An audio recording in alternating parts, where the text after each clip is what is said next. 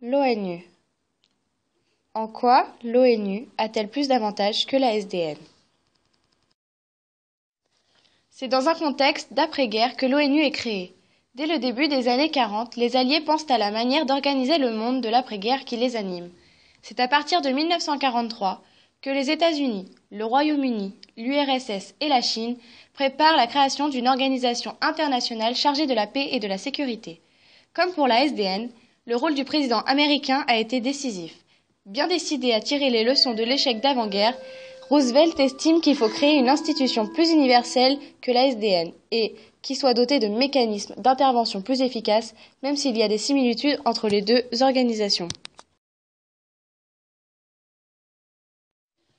Tout d'abord, l'ONU a pour structure une assemblée générale qui se compose de tous les États membres qui disposent chacun d'une voix.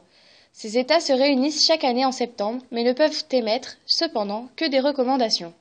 Le Conseil de sécurité, quant à lui, comprend 5 membres permanents, les États-Unis, la Russie, la Chine, le Royaume-Uni et la France, et dispose d'un droit de veto.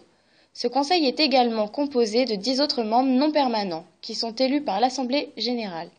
Les décisions prises par cette instance sont obligatoires pour ses États membres en cas d'agression ou de non-respect de ces décisions. Elle peut donner des sanctions économiques ou militaires par le biais des casques bleus.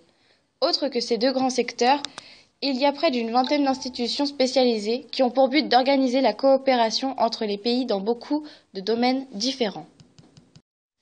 Dès ses débuts, l'ONU est en difficulté, le contexte ne lui est pas favorable. Suite à la Seconde Guerre mondiale, la guerre froide s'installe. L'organisation devient un cadre de non-coopération mais de rivalité entre les deux grands États, l'URSS et les USA. Le droit de veto est utilisé systématiquement par l'URSS afin de contrebalancer le camp occidental disposant de sa majorité au sein de l'Assemblée et du Conseil.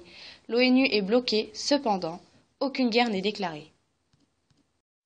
Pour maintenir ses idéaux qui sont en partie de préserver la paix de manière pacifiste au sein de tous les pays, l'ONU va réaliser 17 thématiques que l'organisation s'engagera d'accomplir.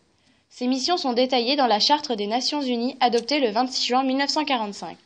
À l'heure actuelle, l'ONU est l'une des organisations mondiales les plus puissantes qu'il soit. Elle est composée de 193 États membres. Le nombre de ses objectifs est constamment en augmentation.